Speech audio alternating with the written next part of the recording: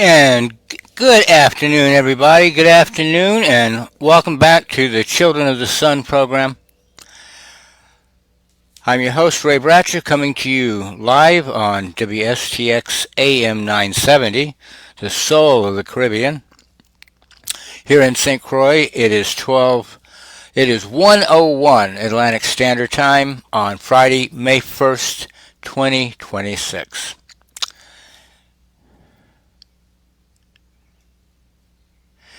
May 1st. So that means that today is May Day, or International Workers' Day, a day historically uh, rooted in the struggle for the 8-hour workday and the fundamental rights of the common man against systems that would rather treat us as cogs in a machine. It's a day of global solidarity, often marked by strikes and protests, where people step out of the deformed structures of the old world to demand a reality that is more human, more humane, more just, and more effective. Um, For many, the most powerful act today is to refuse to participate in a defective economy, to walk away from the station of labor and stand in the streets. However, I felt the best way I could support that movement today was not by staying silent or staying home, but by showing up right here at our community radio station, doing my community radio show. This show is a labor of love.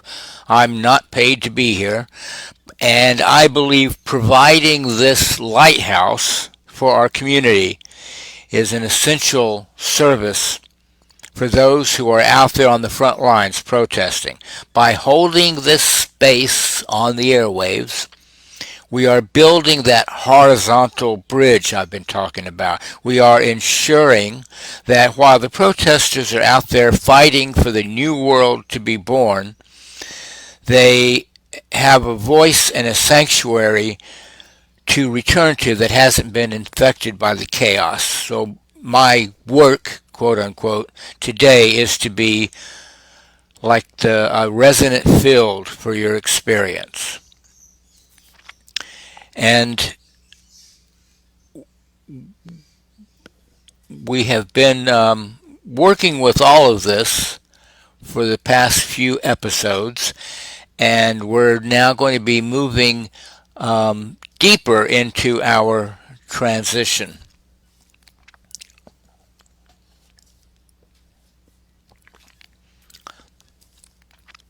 As we've been discussing, we're navigating the interregnum, that chaotic gap where the old world is dying and the new one struggles to be born. In between is a time of monsters.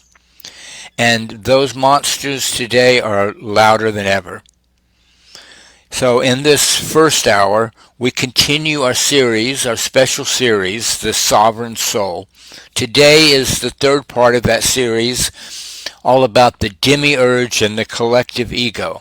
We're going to learn, hopefully, how to identify the false summits that the political world tries to sell us, so we never get tricked by the drama again. And then in the second hour, we continue our Mike Brock crisis notes special series. We're on number 14 today. And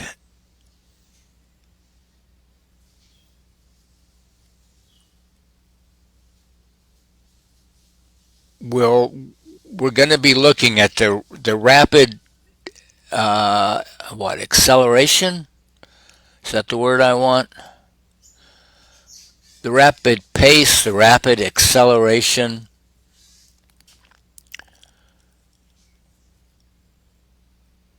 of events happening in our world today, but we're going to do it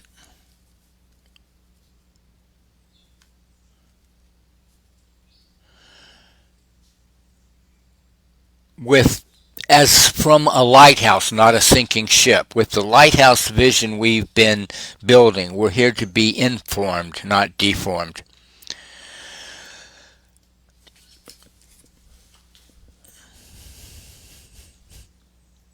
So,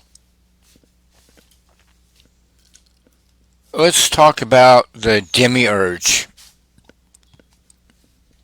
In in you know,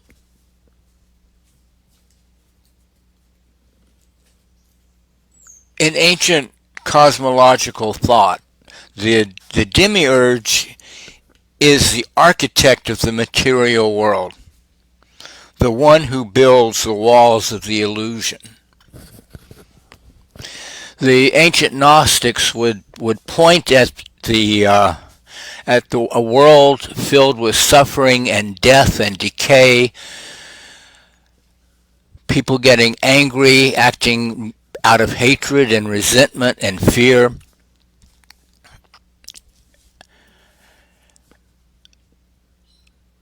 They'd say, yes, there's lots of beauty, the animals are beautiful, but they eat each other.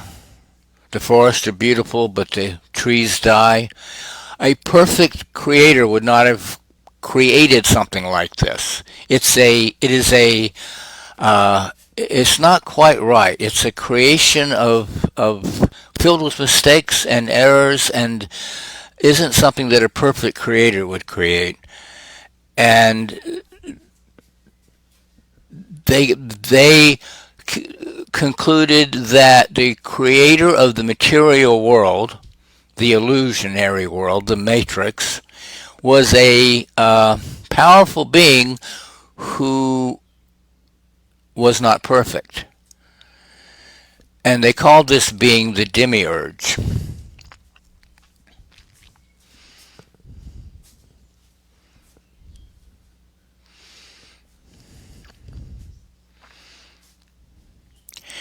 In our modern context, the demiurge could be considered the architect of the roller coaster. It is the force that creates the trauma and drama that keeps our energies contracted, fearful, competitive, our minds locked in the beta state, the caffeinated, anxious, stressed out mental state that causes you to hyper focus on a very limited world. It's a way of existing that is called into being actually by the very material illusionary forces created by the demiurge for the purpose of keeping us in his illusion.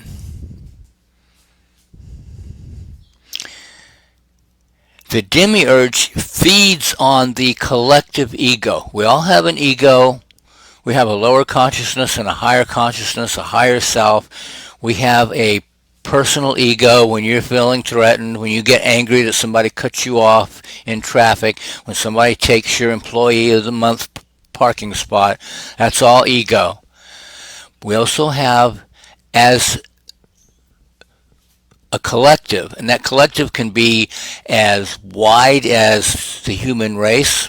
It can be narrower, the collective of all women. It can be narrower still, the collective of people from France. There's all kinds of collectives that we form as our minds communicate with each other subconsciously through the unconscious.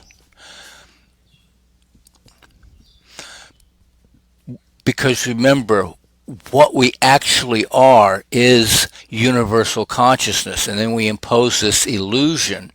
But the illusion doesn't keep us from being able to access our innate powers as universal consciousness. So we can communicate with one another within the collective and as a personal ego not be aware of it. But the communication is happening. I remember once I had an experience with an angel, and there was actually three angels, and one of them was talking to me in perfect English. I was having a conversation. One of them was praying, and I couldn't understand a word that angel was saying. And I said to the one that I could talk with, I can't understand a word she's saying. And his reply was, you understand her perfectly. You're just pretending not to because you're pretending to be from here. So that's what we do. We pretend to be from here within the demiurges, from the demiurges collective illusion. And so we pretend that we don't have communication with one another on a collective level, but we do. And that generates a collective ego. And the demiurge feeds on that collective ego. This is the universal humanity's collective ego is the sea of shared anxiety, indignation, resentment, and reaction that we all swim around in. We luxuriate in this shit. We enjoy it. It gives us an addictive fix for our contracted energies and emotional trauma and drama.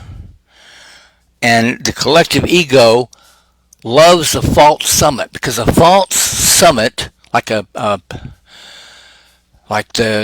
peak of all peaks, it gives us, it looks like a way out, and it keeps us busy. It keeps us occupied. We chase our tails going down the wrong road, chasing this false summit because we think it's the way out, and of course it's not. And so that's why the demiurge loves it, because it keeps us occupied. The demiurge is scared to death that we are going to free ourselves, that we are going to find the actual way out. And so anything that keeps us busy, going the wrong way, wasting time, wasting lives, wasting lifetime after lifetime after lifetime, demiurge is all over that. Demiurge loves that shit. So the collective ego loves the false summit. It tells you, if we just win this next election, or if this one person goes to jail, then you will finally have peace. That is a lie. That is a hook. If your peace is dependent on an external outcome, you are still a prisoner of the demiurge. True peace is not an outcome. It is the background. It is the space in which the drama occurs. And so if you get to that place, you have a constant background of peace, no matter what kind of trauma and drama is occurring within your space.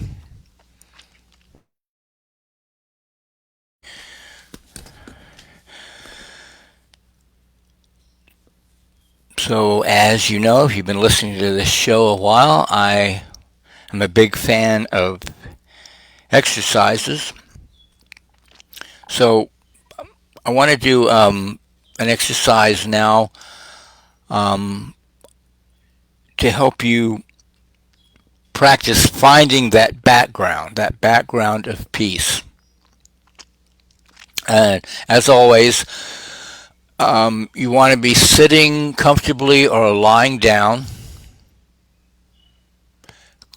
Close your eyes if you're comfortable with that.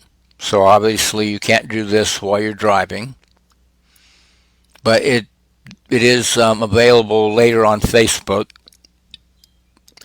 WSTX AM 970, WSTX Facebook page, or because we have a FM 100.3 side playing All Conscious Reggae all the time. Excellent station for music to check out if you haven't already. Or Ray Bratcher, my Facebook page. So you can listen to it recorded at a time when you can, when you're not driving, if that's what you want to do. All right, but you want to be comfortable. So you want to be able to relax, not so comfortable that you fall asleep. Take some 2 or 3 deep breaths, just clearing and cleansing.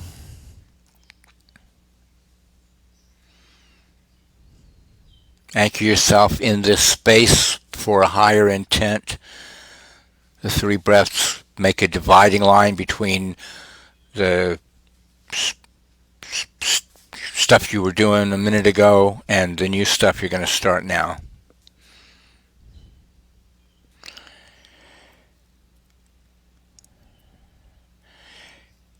Now, if you remember from last week, I want you to feel the space inside your body again. Just go inside of your body, like you could begin with your feet. You could begin with your left foot. What does it feel like inside your left foot? We're reconnecting to our bodies.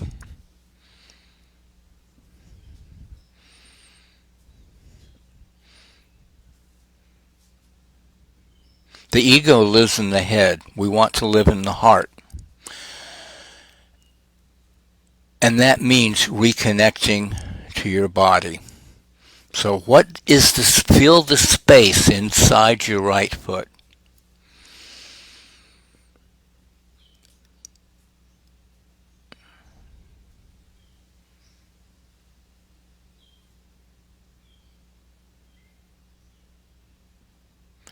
And fill the space inside your left foot.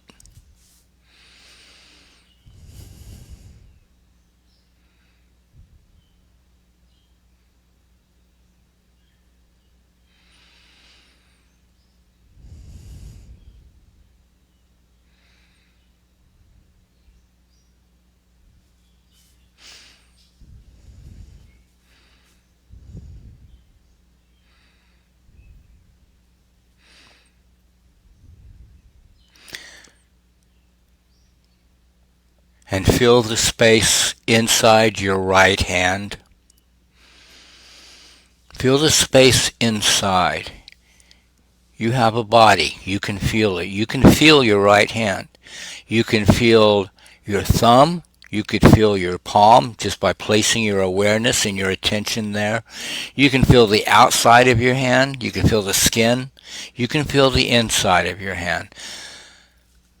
So today we are choosing to feel, choosing to place our awareness and our attention on the inside of our right hand, feeling the space inside our hand.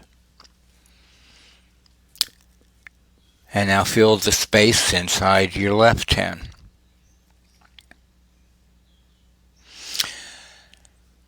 And now we just unite all of that, right hand, right foot, left foot, and we feel the space inside our entire body.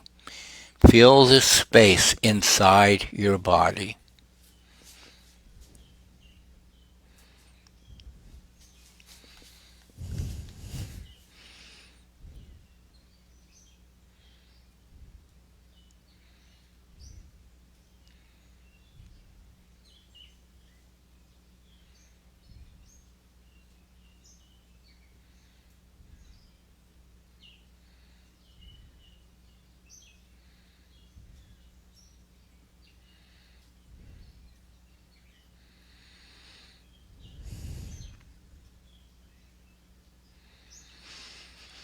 Feel the space inside your body and notice the silence that exists underneath the sound of my voice.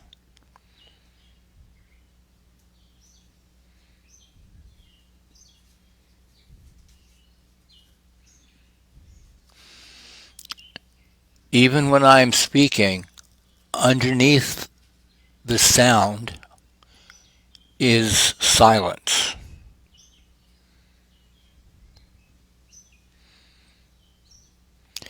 And notice the stillness that exists behind your thoughts. Even when you are thinking, behind those thoughts there is a stillness.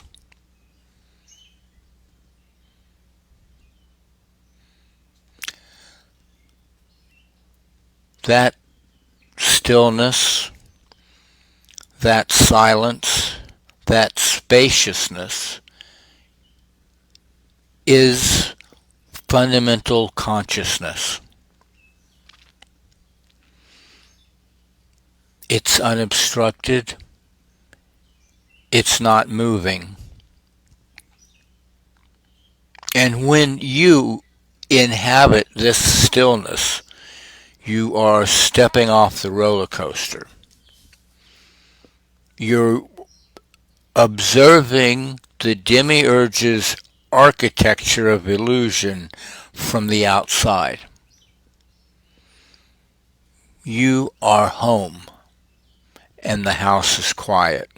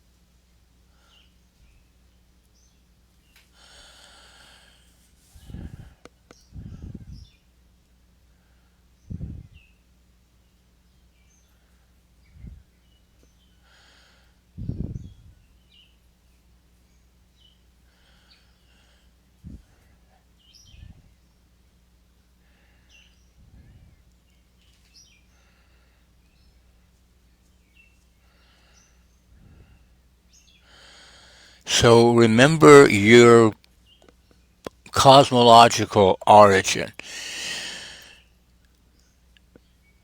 You are a localized expression of the absolute. Before the awareness of separation arose from the infinite, the primordial ground we talked about last week, known across traditions as Christ consciousness, Shiva, the true nature, the Ein Sof, Al-Huk, the Father, or the Great Spirit, there was only the heart. That heart is still there, beneath the hooks of the collective ego. The demiurge wants you to believe you are a competing individual, a bit player in a fascist drama. But you are the localized presence of the infinite.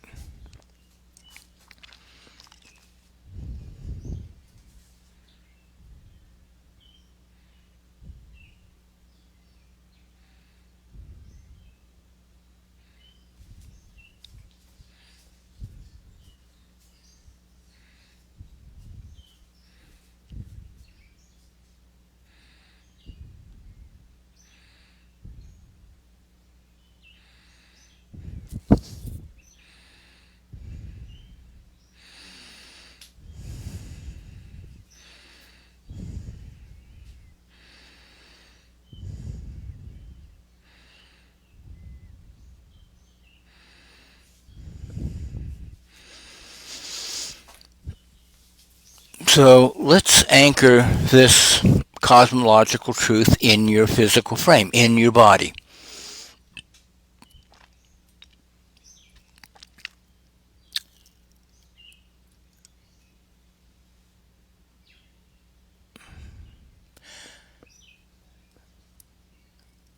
And we'll use exercise from Relational Spirituality.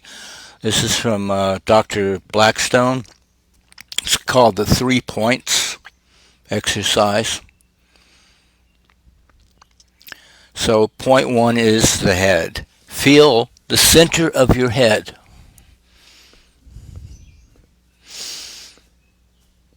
Experience it as an open, clear sky.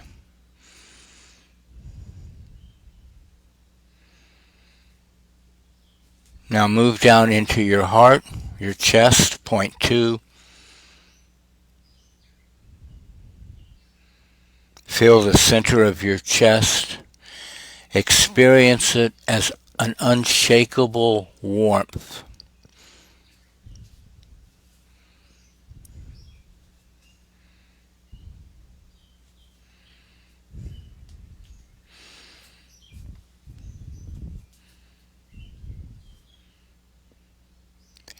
And now move down into the pelvis. Point 3, experience it as the heavy, solid ground.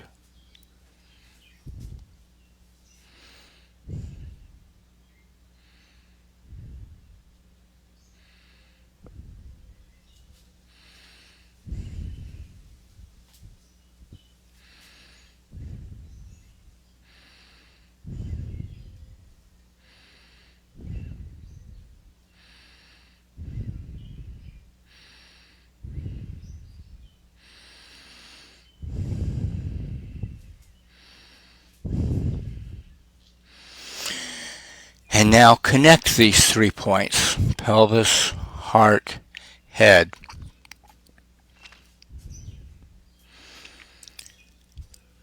This vertical rising is your sovereign mandate. When you are aligned like this, the monsters of the interregnum can shout all they want, but they cannot move you. You're activating that third state, the polyvagal state of safety, that allows you to see the crisis without being infected by it.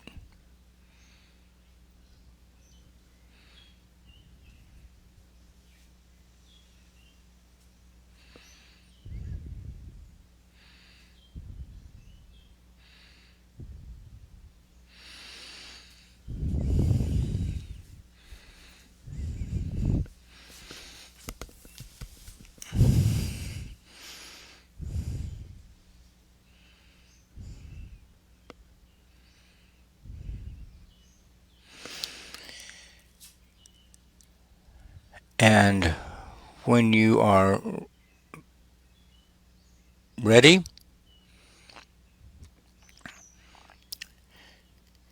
you can open your eyes if you close them, move around a little bit, stretch your legs, stretch your arms.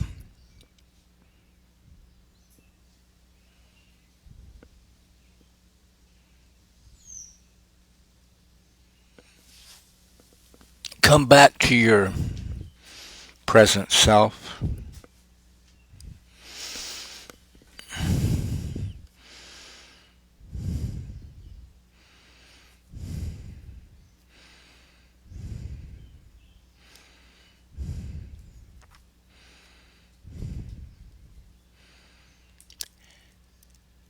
And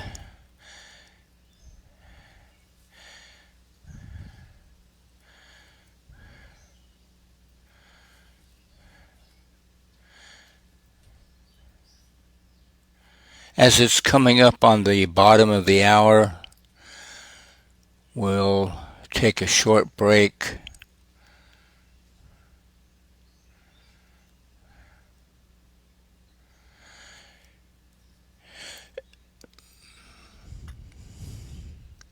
Give people a chance to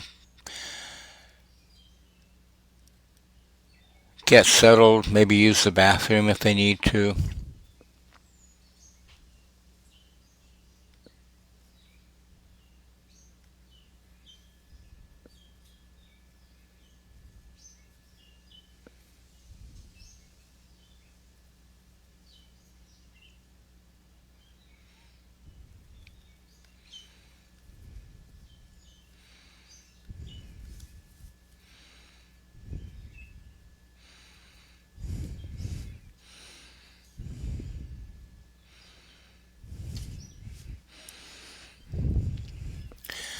So you're listening to Children of the Sun here on WSTX AM 970. We'll go to a short commercial break and be back in a few minutes. Thank you for joining. Thank you for giving me your time.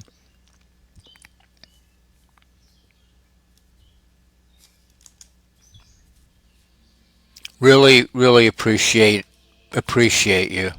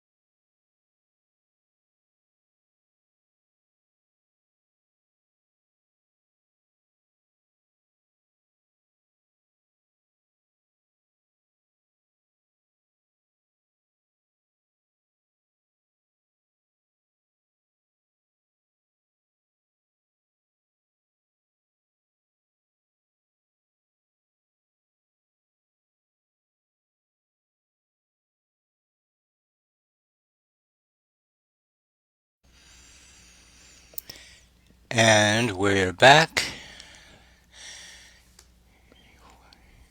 You're listening to Children of the Sun on WSTX AM 970, the Soul of the Caribbean, where it is currently 1:46 p.m. Atlantic Standard Time on May Day, May 1st.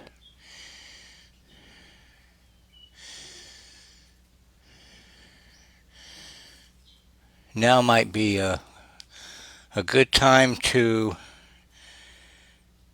mention again what this is all about. What is the purpose and point of this special series?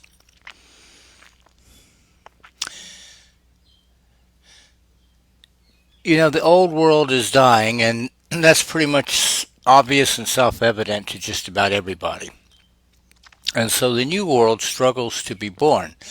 But I think and I think because I don't have all the answers. I am being guided by Spirit and struggling as I struggle to bring forth a new understanding, one that's never been voiced before. And so I am discovering the import of all of this along with you.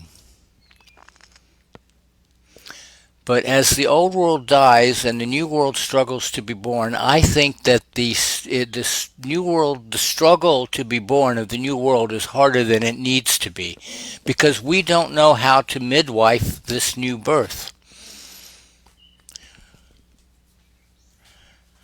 There's a tendency to want to hold on to the old world, or at least the parts of it that we like, but you have to let it all go.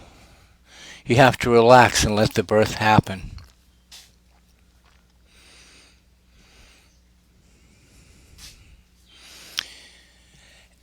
And there is an element of this in which we are tying together spirituality and political current events. There's an element of spirituality which is vertical. We try to get closer to God. We try to get closer to the absolute. We ascend up Jacob's ladder to heaven.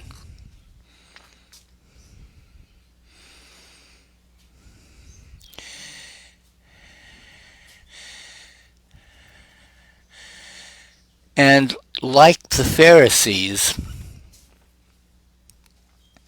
we can focus so much on our own personal purification that we lose touch with our fellow man. Or like the non-duality people who say that everything is an illusion, so why be concerned about people dying in Gaza?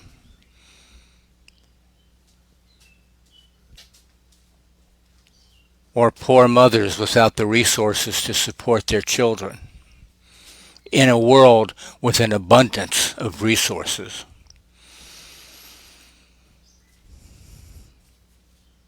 So there's an economic system that is controlled by the billionaire pedophile class, and they want you to think that immigrants are your enemy.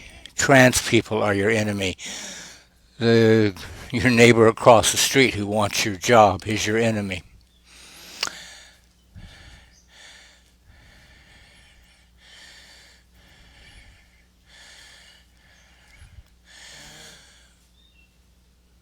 But what I found is that after the vertical ascent, after the vertical awakening, you can stop there. When this first happened to me, I tried Googling to find if there was somebody else saying something similar, and I couldn't find anything. Then along comes AI, and I ask AI, these people with these talking about the non-dual awakening. Okay, I'm in that place all the time where I feel like I am one with everything, but I don't feel like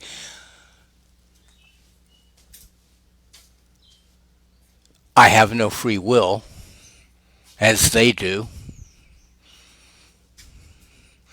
I don't feel like participation in the world in an effort to try to make people's lives, at least alleviate the suffering if you can't make it better out of compassion.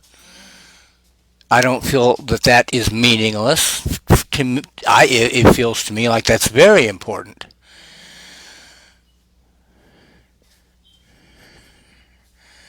I feel like after the awakening, there arises in the heart such a overflowing infinite fountain of love and compassion that wants to radiate out to everyone else. So how can I consider them meaningless avatars in some kind of illusion? And AI came back right away with, yeah, there's this Dr. Judith Blackstone teaches horizontal enlightenment.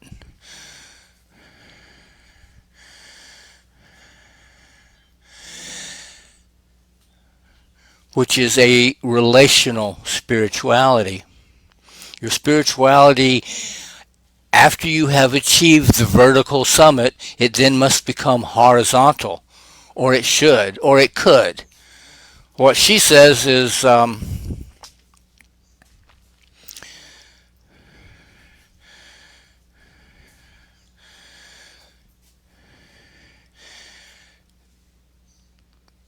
most people stop at the vertical enlightenment.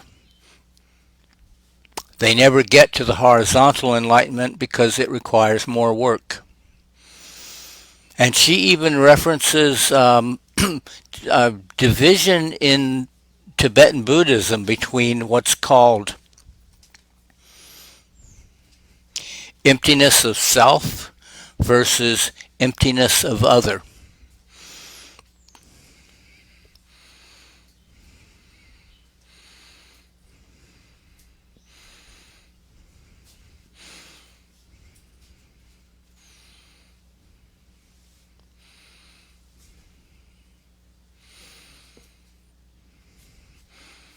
And the people who only focus on their own vertical approach to God, like the Pharisees or the neo-non-duality people,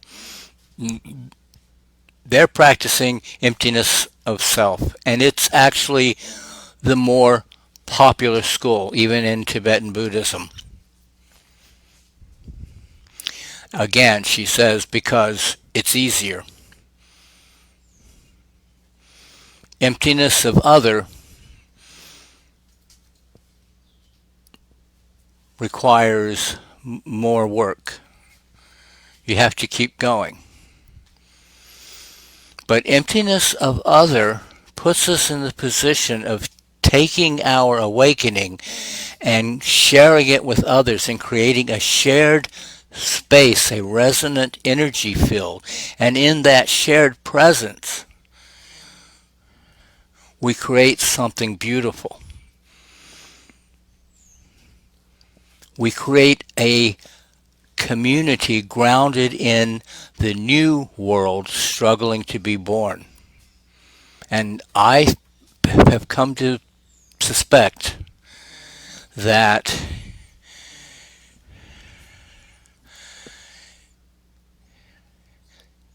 that's the only kind of community that's going to work and that's going to help birth this new world.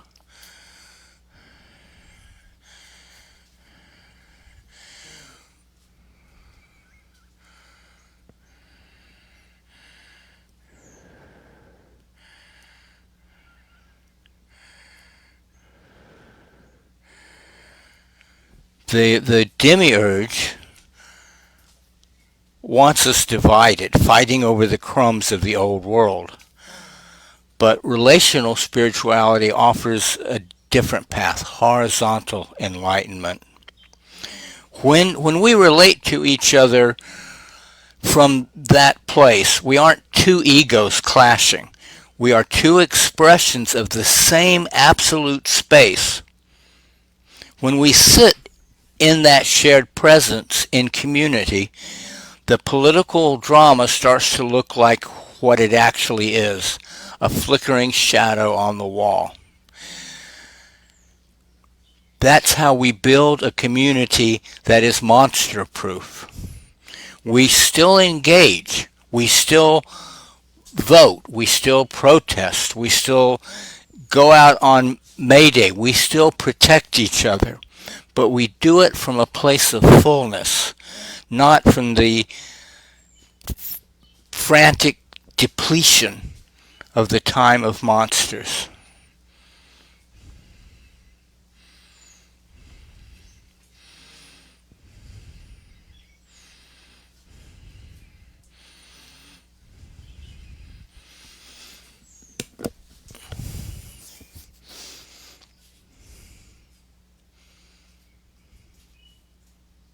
And since it was the sacred breath,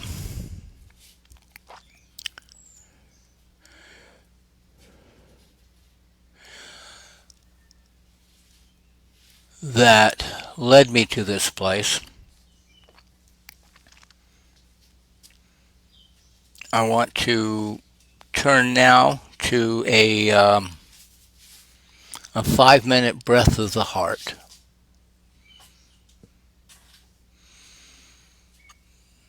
And so again, make sure you're in a safe place where you'll not be disturbed.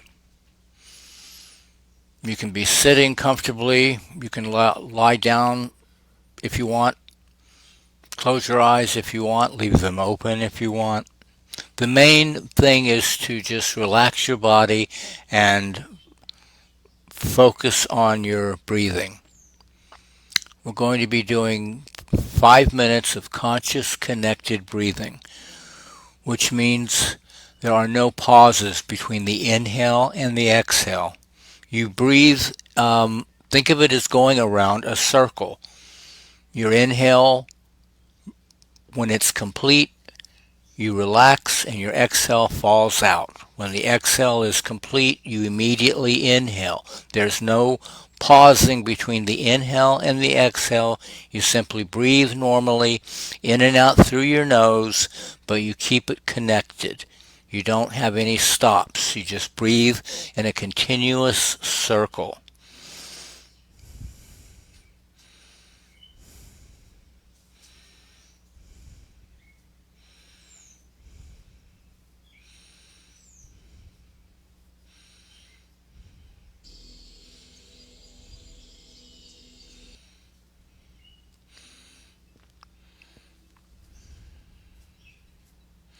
So we'll just start breathing now. Breathing in and out through our nose. And as you inhale, I want you to imagine that you're inhaling the background, the silent, unshakable Christ nature, Shiva nature. Just inhale the silence and the presence and the spaciousness of fundamental consciousness.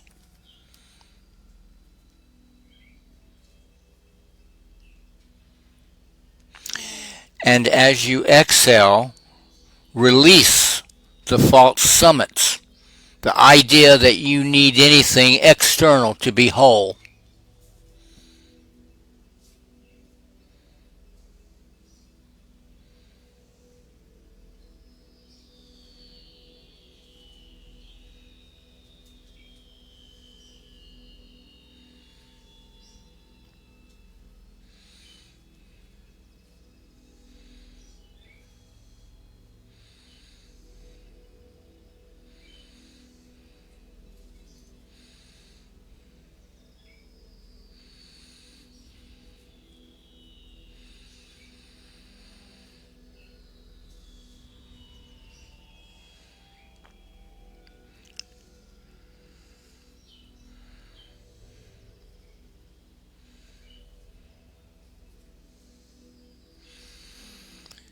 Continue going around your circle.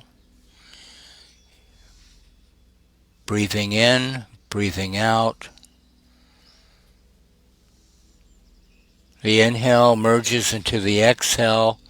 The exhale merges into the inhale. Continuously breathing. No pauses, no hesitation. Inhaling the background, the silent, unshakable Christ nature.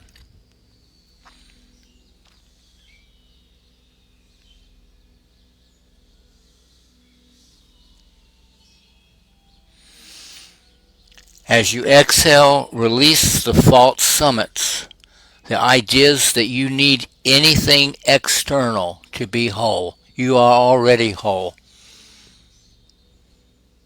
Everything you do is important.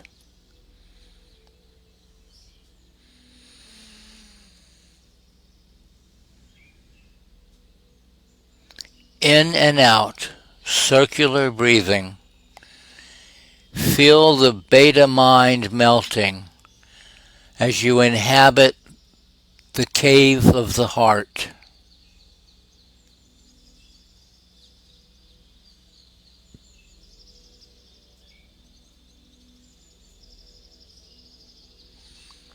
In this breath, you are reclaiming your power from the demiurge. You are declaring that your attention is yours to give, and you are giving it to the source, not the storm.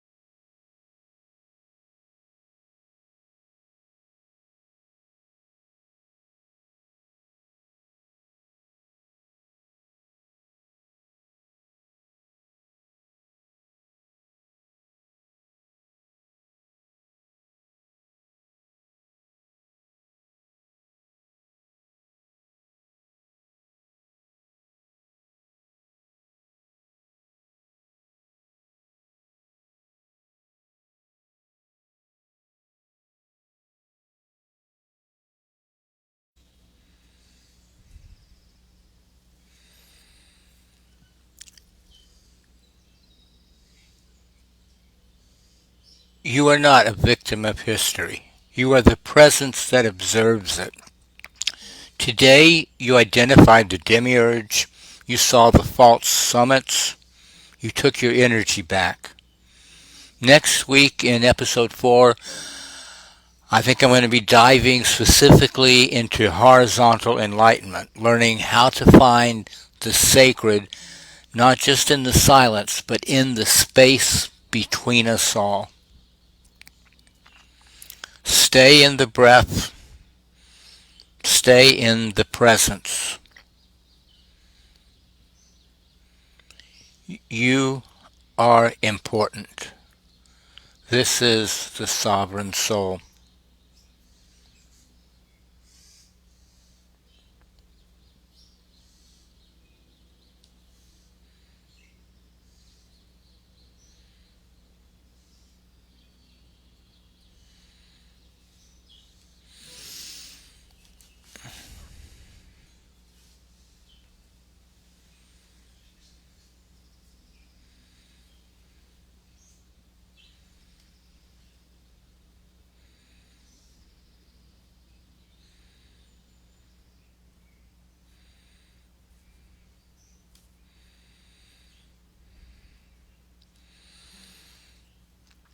So we spent the first hour serving an eviction notice to the monsters living in our heads. We've reclaimed the inner real estate of our own nervous systems.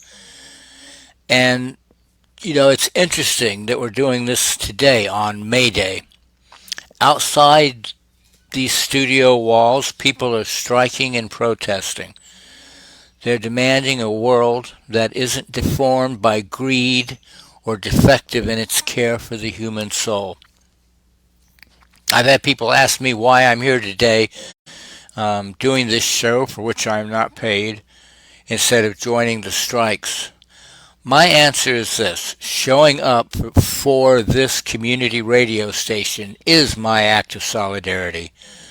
By holding this frequency, I am supporting those on the front lines by providing a lighthouse, a place of horizontal connection where we can remind each other who we actually are. And as we move into the second part of the show, we're going to look at the outer version of what we just practiced.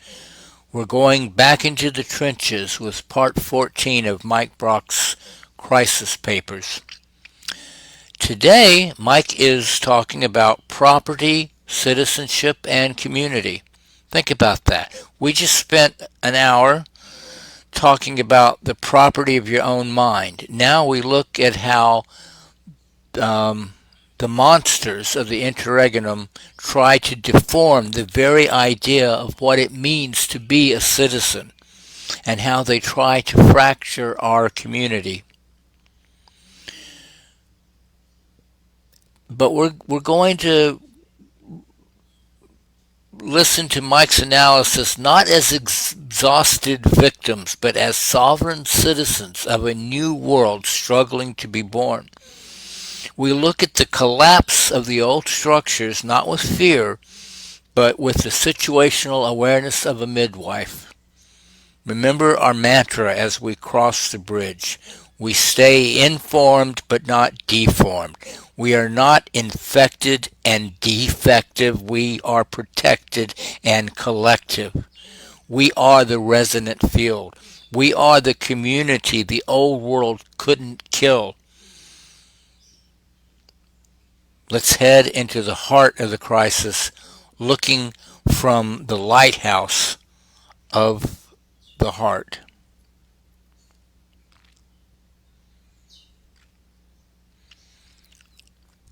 This is the crisis, number 14, on the nature of property. John Locke said that a man owns what he mixes his labor with. He walks to the edge of the commons, puts a fence around a piece of earth, works it with his hands, and it becomes his. The property exists because the labor does. The right is natural. It precedes the community, precedes the government, precedes the law. In the beginning was the man, and the land, and the fence. Everything else came after. This is the most consequential normative commitment in American political life, and it presents itself as a fact. I want to be precise about what I am not arguing. I am not arguing that property is an illusion. I am not arguing that property rights should be abolished. I am not arguing that the Marxist critique of private ownership is correct, or that the state should seize the means of production, or that the history of all hitherto existing society is the history of class struggle. I have no interest in replacing one absolutism with another. I am arguing that property is real in the same way that memory is real, that witness is real, that citizenship is real. It is genuine. It matters. It is worth protecting. And it does not come first. The question of what comes first is not an academic question. It is the question on which our republic turns. It has always been the question on which our republic turns. And the answer the founders gave, the answer that is under direct assault, is the most radical sentence in the American canon. Locke wrote 2 treatises of government in the 1680s. His account of property begins in the state of nature, before governments, before laws, before the social contract that creates political society. In this state, the earth is given to mankind in common. No one owns anything. But God gave man reason and industry, and when a man labors upon a piece of the common, he removes it from the state of nature and makes it his own. The labor is his. Therefore, what the labor produces is his. Property is born. It is an elegant argument. It is also a normative commitment disguised as a description. Hume saw this. Hume saw everything Locke was hiding. In the Treatise of Human Nature, published 50 years after Locke's 2 treatises, Hume dismantled the idea that property is natural. Property, he argued, is a convention. It arises not from the state of nature, but from the needs of human society, from the fact that resources are scarce, that people live together, and that some system of stable possession is necessary for cooperation. The rules of property are not discovered in nature. They are invented by communities. They are useful, contingent, reversible, and real. This is Hume's guillotine applied to economics. You cannot derive the ought of ownership from the is of labor. The fact that I work the land does not, by itself, produce the moral conclusion that the land is mine. That conclusion requires a normative commitment, a community that has agreed to recognize labor as a basis for ownership. Without the community, there is no property. There is only possession. And possession without recognition is just a man with a fence and the ability to defend it. The difference between property and possession is the difference between civilization and the state of nature. And the difference is the community. Thomas Jefferson understood this, and he made a choice that changed the world. Locke's formulation was life, liberty, and property. These were the natural rights, the rights that existed before government, the rights that government was created to protect. Property, stood alongside life and liberty as a co-equal foundation. This was the orthodoxy. This was what every educated man in the colonies had been taught. Jefferson replaced property with the pursuit of happiness. This was not a stylistic choice. This was not Jefferson reaching for a more elegant phrase. This was a deliberate, radical, philosophical act. Jefferson, who had read Hume, who had read the Scottish Enlightenment, who understood what Locke was claiming and what the claim concealed, removed property from the foundation. Not from the structure. Property appears throughout the Constitution. It is protected. It is regulated. It is subject to due process before it can be taken. The founders were not hostile to property. Many of them were men of enormous property. They understood its importance. They protected it carefully. But they did not make it first. They did not make it primary. They placed it within a political order, not before it. Property in the American system is a right that citizens protect for each other through institutions, accountably, revisably, within the framework of self-governance. It is downstream of citizenship. It is not the foundation. The foundation is the people, their right to life, to liberty, and to the pursuit of whatever they determine through democratic deliberation, happiness to be. That substitution was the founding. That is what made America something other than an extension of Lockean England. The founders built a house in which property has a room, a large room, a well-furnished room, but it is not the foundation on which the house stands. The foundation is the democratic compact, the consent of the governed, the sovereignty of the people. The project I traced in crisis number 2, from Rothbard to Hope, to Yarvin, to Srinivasan, to the network state, is at its core an attempt to reverse Jefferson's substitution, to put property back in the foundation, to make ownership primary and citizenship secondary, to build a political order in which the rights of the owner precede the rights of the citizen, and in which the community exists to serve the property, not the other way around.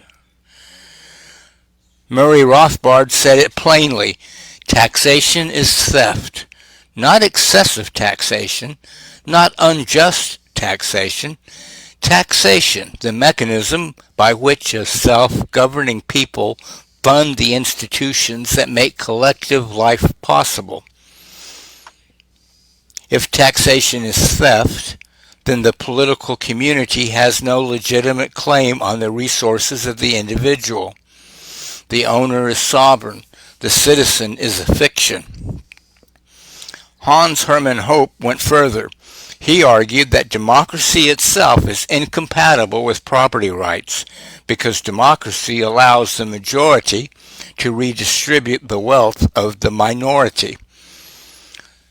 The solution is not to reform democracy, but to replace it with private communities governed by property owners, where the owner of the land sets the rules, and those who disagree are free to leave. This is the network state. This is exit.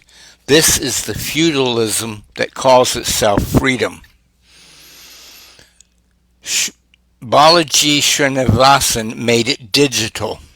The network state is a community organized around shared values and funded by shared investment, with governance determined by ownership stake.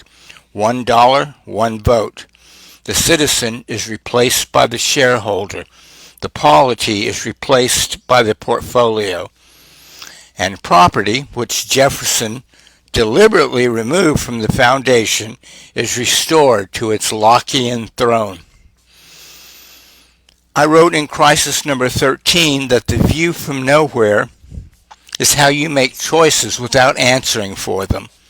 The claim that property is natural, that it exists before the community, that it precedes the political order, is the view from nowhere applied to ownership.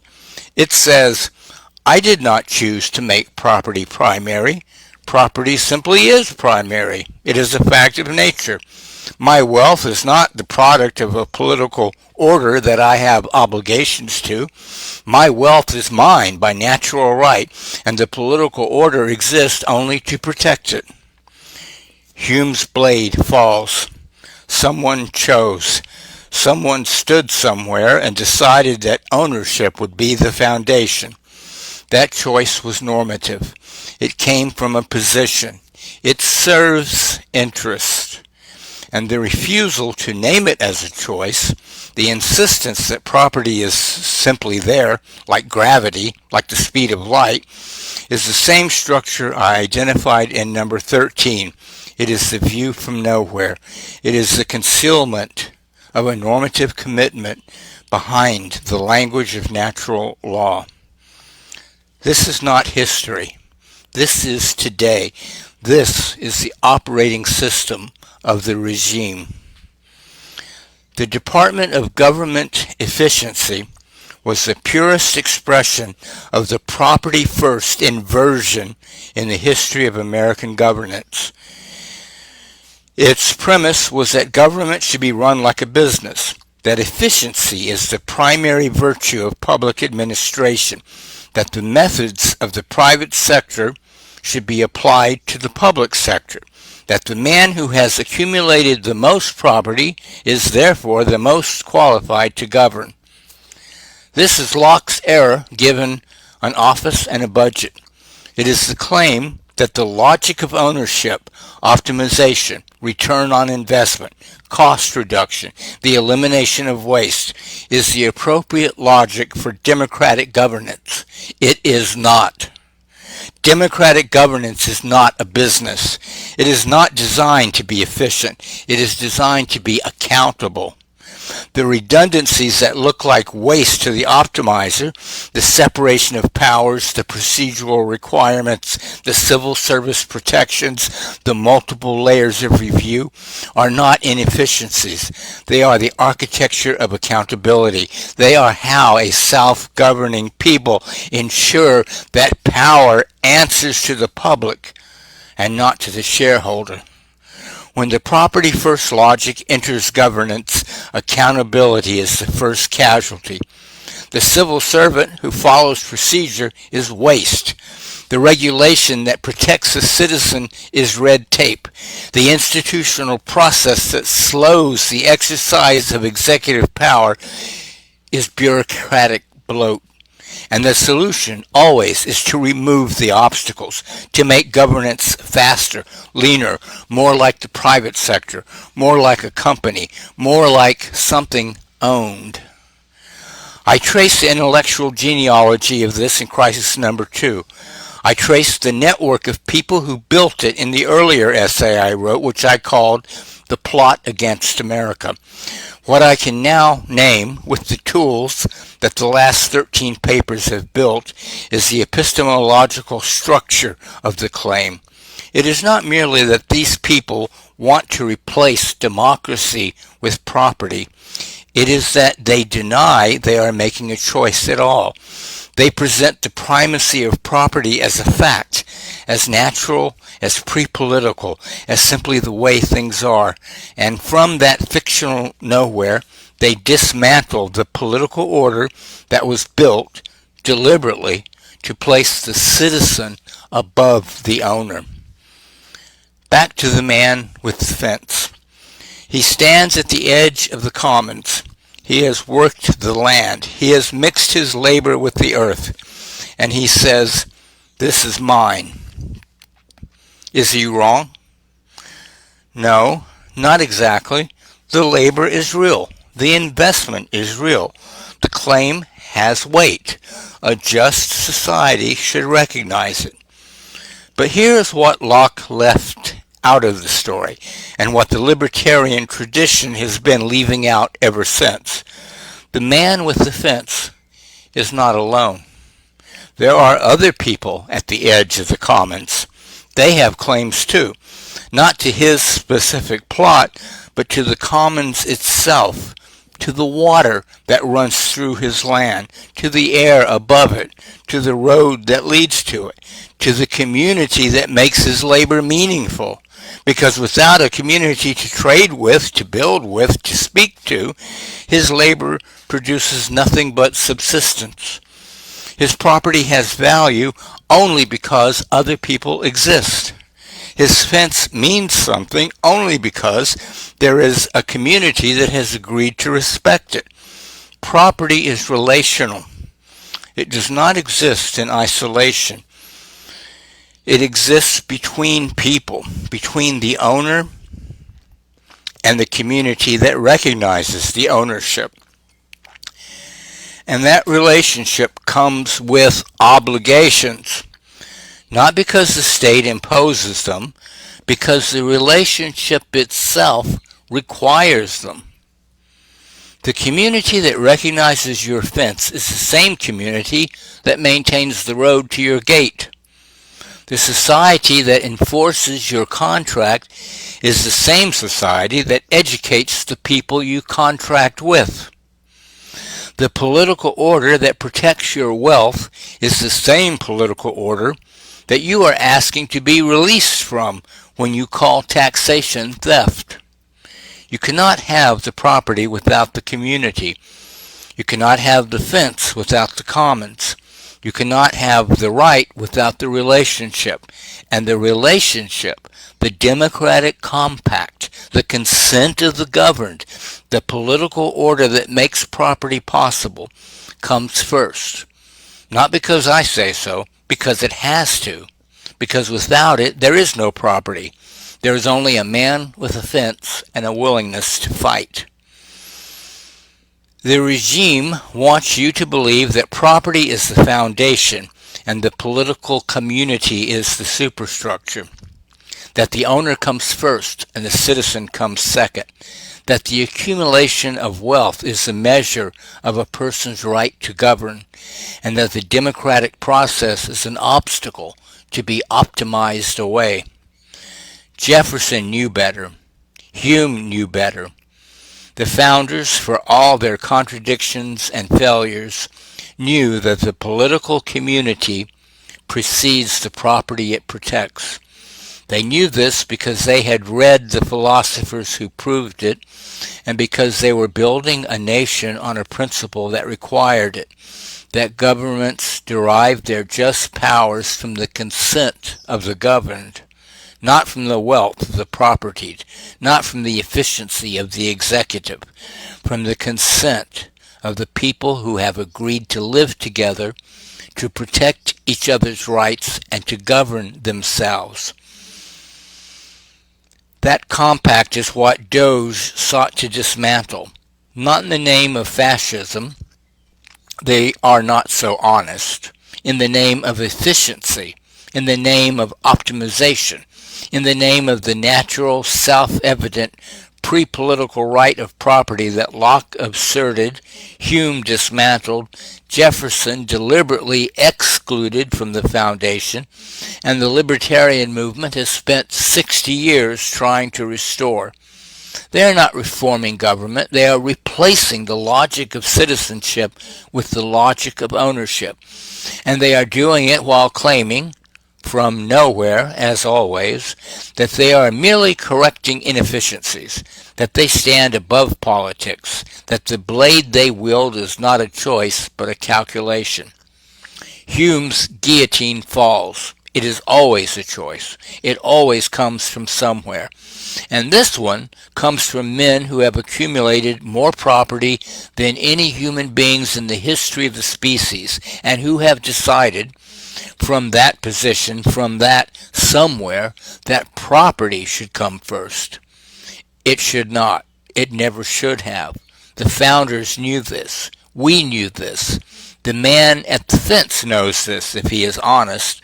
He knows that his fence means nothing without the neighbors who respect it.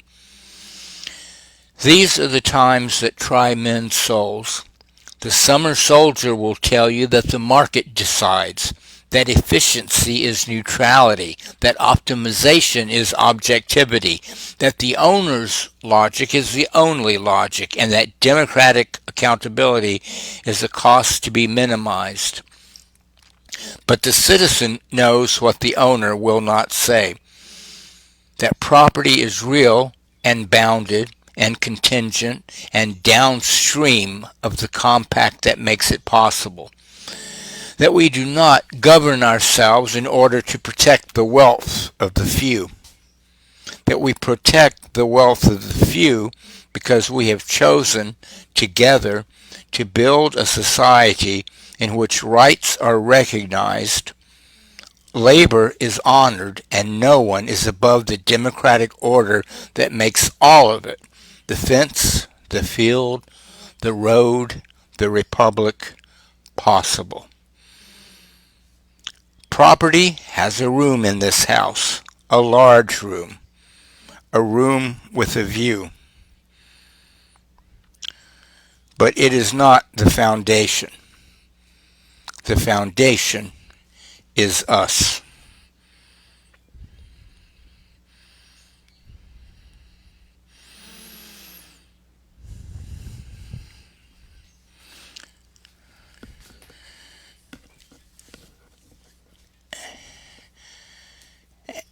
And that is the end of Mike Brock's Crisis 14.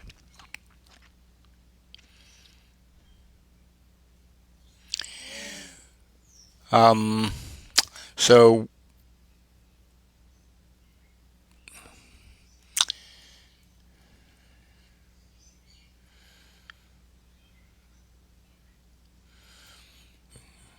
you can see the ties between how we relate to one another as a society, as a culture, as a political entity, how we organize, and the shared presence of horizontal enlightenment, a relational spirituality relating to one another in the space between us. That's what will safeguard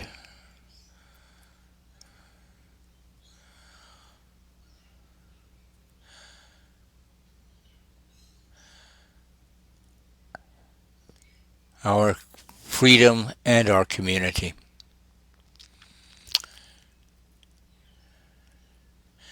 Well, we went a little bit over today, so I'm going to wrap it up here. I want to thank you all for joining me here on Children of the Sun, and be sure to tune in next Friday here on WSTX AM 970 at 12:30 p.m. Atlantic Standard Time. Make sure you get up this weekend and get your feet in the sand and your arms around a tree. Get out into nature. It's very difficult to stay in a contracted beta state, fearful place.